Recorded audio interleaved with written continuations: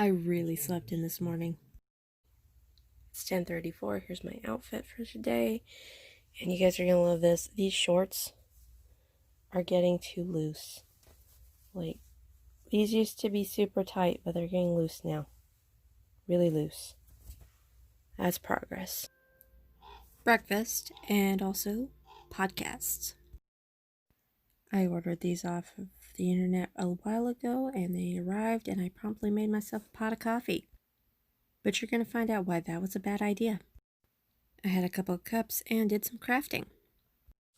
It's 2:49 and I wanted to show you guys something. I had done the nail stamping kit unboxing and review yesterday, and as I was getting into my own nail polishes to see if I had anything that was thick and slow drying enough to use on the stamper plates, just to see if it would work, I got out this nail polish, which I love the color of, but it goes on super thin and takes forever to dry.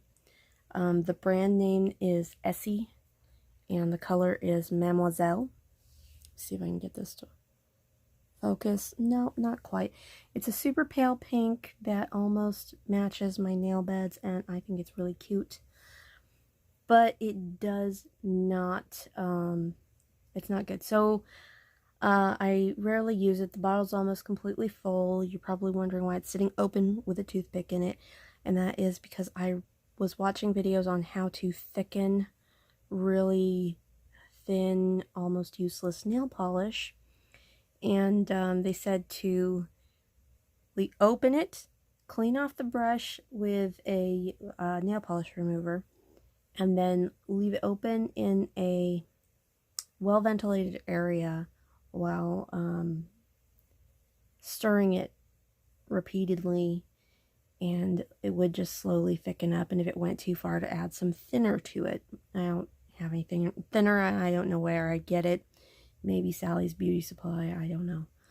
And I accidentally left this out overnight right next to my little window unit here. And it's almost as thick as normal nail polish now, having done this. And I am still, every few hours or so, I'm picking it up, stirring it, trying to roll it in the bottle to see if it'll get thicker and get a little more usable. It's making progress, but the fact is this thing has been out for 24 hours and it's still thin. I don't know if I'm going to get that brand again. My kids both got upgrades to their phones and clear cases, and my youngest asked me to do this one from Avatar. Obviously, I couldn't say no. The time is 11:38, and I am just about done cramming in some extra calories for the day because I have this terrible habit with coffee where I will have a cup or two and then skip meals. And this is bad enough when it is a regular cup of coffee with actual sugar and all the good stuff from whole milk. I usually put about a quarter to a third of a cup of milk in each cup of coffee. But I'm using a creamer powder that's only 22 calories and sugar replacements, which means that I'm not getting as many calories as I should be when I'm drinking coffee. And I went and had a couple of cups and pretty much skipped lunch. I think there was a snack bar in there somewhere. And I got to be about 9 p.m. and I realized I was very close to skipping dinner too. And I cannot deal with a day where my calories are under 400, not with my issues. And so I had to sort myself out as how healthy of a dinner I could slap together without making myself feel sick and try to hit that goal. And I managed within 100 calories exactly. I got my alert on my phone that I had hit my calorie goal, even though my calorie goal is 1189 and I managed 1089. Close enough.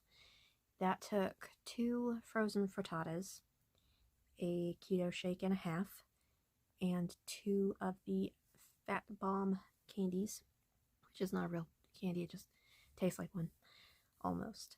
And that whole meal had to be about 718 calories to round out my day, and that was not healthy. That is not safe, and I need to watch myself that I'm only getting a cup of coffee a day that I am eating purposefully when I get a cup of coffee. And if I don't knock off this stuff, if I continue to have these little today I fouled up moments, I am going to have to cut coffee altogether because with the rest of my health issues, that's not safe. I miss coffee a lot. I purposely got those syrups specifically because I miss coffee, and sugar replacements taste awful in coffee. But I can't do that. I can't put myself at risk that way. I can't put my health at risk. And I'm trying to sort out whether it had anything to do with the pain medications I needed this weekend, or if it was strictly the coffee. And it's better to be realistic and remind myself that it is probably my coffee habit. I suppose it's possible that the kind of a almost high reaction my youngest gets when he has coffee, which he doesn't get when he has soda, is probably inherited from me. It probably ties in. It's just a reaction some folks have to it. I'm going to watch this far more closely in the future. And it actually may be one of the reasons why several times before when I've tried to bring my weight down, it's gone too far. It's gone too fast. I had a time where my weight got down to 115. And during that time, I had stopped using sugar in my coffee. I'd been switched over to drinking it weak and drinking it black. And so when you take out the milk and sugar, and milk, whole milk especially, has quite a bit of nutrients in it, it's easy to see how those nutrients and calories just go straight out the window and you're just not consuming them. So I managed my calorie goal. I will probably skip coffee a little more here on out and not try to push it back into my acceptable diet for some time. And when I do, I'm going to be watching my calorie intake like a hawk, because that may be part of why I got to this point, neglecting nutrition for a cup of coffee. This can't be good. This can't be good. I may have to quit it altogether. I'm going to be realistic about that. Although I did test out the syrups, 2 of them anyway. The vanilla one was a little bit chemically, and the salted caramel was less so. And because there didn't seem to be anything super harmful in the ingredients list, believe me, I checked, I let my youngest try some on some low-carb ice cream with a banana, and he thought that was totally cool. He thought that was great. And that so long as it's not anything particularly nasty in the ingredients where the sugar substitutes are concerned, or otherwise, I'm willing to let him have a few things here and there to kind of cut down his sugar intake, because mostly he eats healthy except for sugar. And I know he gets that from me as well. It just doesn't show as badly on me as it does on some people.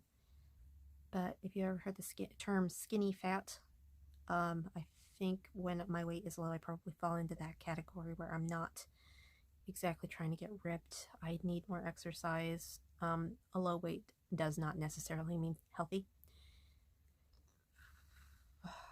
It's been a very long day.